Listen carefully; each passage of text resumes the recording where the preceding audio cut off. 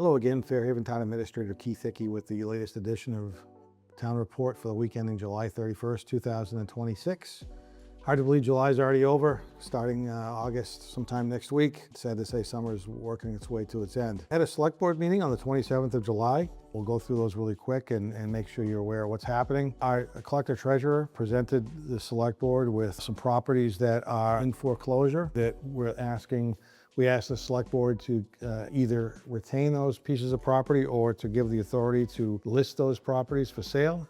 The select board agreed to list properties on French Avenue, Harding Road, and Newbury Ave. The legislature in the fairly recent past makes it mandatory now to list the properties that we're looking to sell with a real estate agent for up to a year. Obviously, if they sell before that year's up, we can sell those, but we've got to have those listed by a real estate agent. If anybody's concerned that we have two real estate agents on the select board and they may be representing the town, that's not going to be the case. The collector treasurer will use an independent real estate agent to list those properties. The sale of the property, the town will be reimbursed whatever expenses for back to taxes and other costs associated with going through the sale will be returned to the town.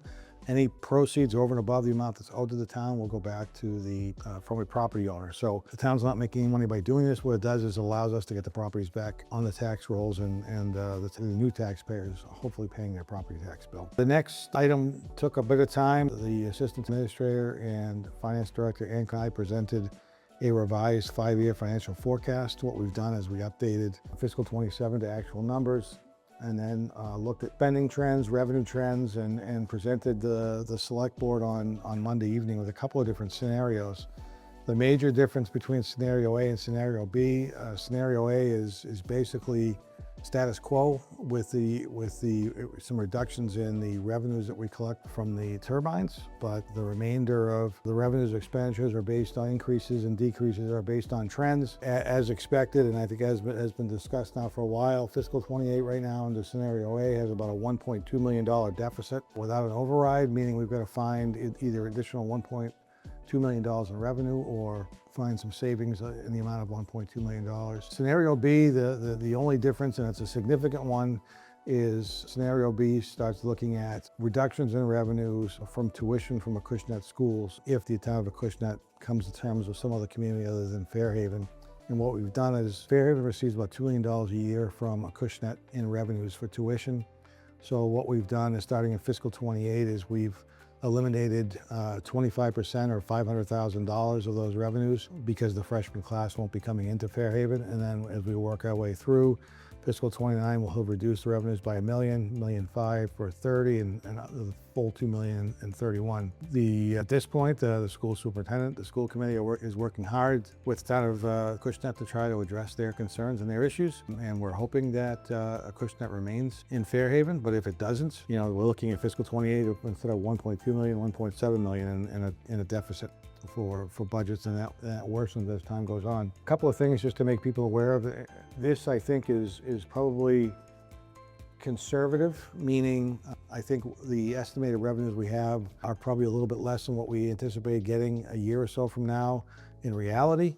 So I guess this is what I'm thinking is this is worst case scenario. Also, we don't know if all the Acushnet kids are going to leave, even if they have a tuition agreement someplace else. So those revenues, again, we're eliminating all of those over a 4-year period, but that may not be the case either. The PowerPoint presentation that we put together for the select board is on the town website. If you want to take a peek at it, you're welcome to do that. If you have any questions after you've had the opportunity to look at it, please feel free to reach out. I'll be happy to answer any questions you have. Some things that are just to make people aware of, obviously potential deficit is of concern. So one of the things that I'd want to make you aware of is staff has been working to find some additional revenues.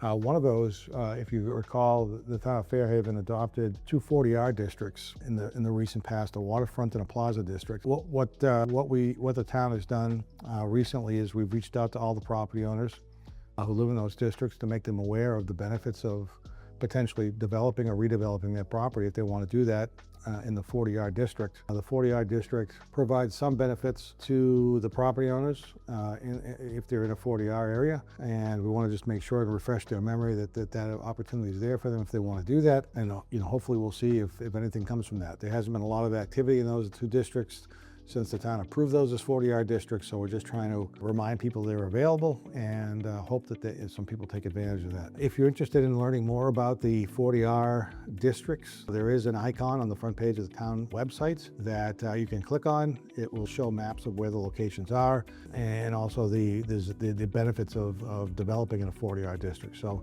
if you're interested, take a peek. The information's there for you. The other item is the state of Massachusetts is supposed to be collecting rooms taxes, properties that are rented out for vacation homes, things of that nature. They rely on property owners to provide and sign up for in notifying the state that they are renting their property out for summer rentals and things of that nature. And then they have to pay rooms tax into the Commonwealth. Most of that room tax then gets diverted back to the town of Fairhaven. Fairhaven really isn't receiving much of anything as far as rooms tax goes from, temporary rentals, short-term rentals of property. So we're trying to better identify the properties that are listed on different publications that rent their properties out and get in contact with them and have them communicate with the Commonwealth and start providing the funds to the Commonwealth that they're supposed to be. And they'll ultimately be given back to, in most of it anyways, the town of Fairhaven. So there's a number of things we're looking at. I had the opportunity to meet with the mayor of New Bedford a couple of weeks ago. There's some opportunities there to maybe work together regionally that we'll continue to explore. And if other people have any ideas, we're happy to try to consider those as well. So take a look at that financial information. It's important. It's something that just to make sure people are aware of what we're dealing with and what's coming forward. And if you have any suggestions on how to minimize that impact, we would love to hear it. Beyond that, on the board agenda, a change in the Atlas TAC Working Group charge. Ken Blanchard, who's the chairman of the Atlas TAC Working Group now, presented a revised charge for the committee to the select board. The select board discussed it, ultimately approved that. We also had an opening in the Board of Assessors that we had an applicant, Diane Tomasetti, applied for the vacancy in the Board of Assessors and was approved to fill that position. Mr. Pat Carr requested to be appointed to the Public Safety Complex Committee, and he was approved for that committee. There was also a request by our town clerk to consider and approve all the annual election workers. There's several, dozens of them, so I'm not going to list those, but they are on the agenda if anybody wants to take a peek at who was appointed or reappointed. I want to thank everybody who signed up and was willing to volunteer for town boards and work at the next election. Very much appreciated. We also had a beer and wine license approved. I had requested the select board adopt a resolution from a company called Mission Square Retirement. It's a retirement system that is primarily for government employees. I have been a member of that group for a number of years, and the town of Fairhaven has to agree to open a deferred compensation plan. There's no cost to the town of Fairhaven, but allows me to deposit money into a retirement account if I choose to do that. The board did approve that. We also talked about setting a special town meeting for the fall. At this point, we have a tentative date of Tuesday evening, November 17th. Not sure at this point if there's going to be anything to even have a town meeting for. I mentioned last week that part of the reason for a special town meeting is to discuss potential changes in zoning bylaws and other types of bylaws. I mentioned that lot size bylaws may be discussed, and I just want to make it clear that I don't know if the planning board is going to be ready. The impression I got and a couple of emails I received from planning board members is they probably won't be. And again, not trying to rush them, but those are the types of things that are typically on a fall town meeting agenda. There may be some discussions and there may be an opportunity. There's a committee that's reviewing the bylaws to make sure they're consistent with the town charter. I don't know if they'll be ready, but if they are, we could potentially have a town meeting for that as well. So in a perfect world, we won't need one, and we'll wait until the spring and deal with all those things in the spring.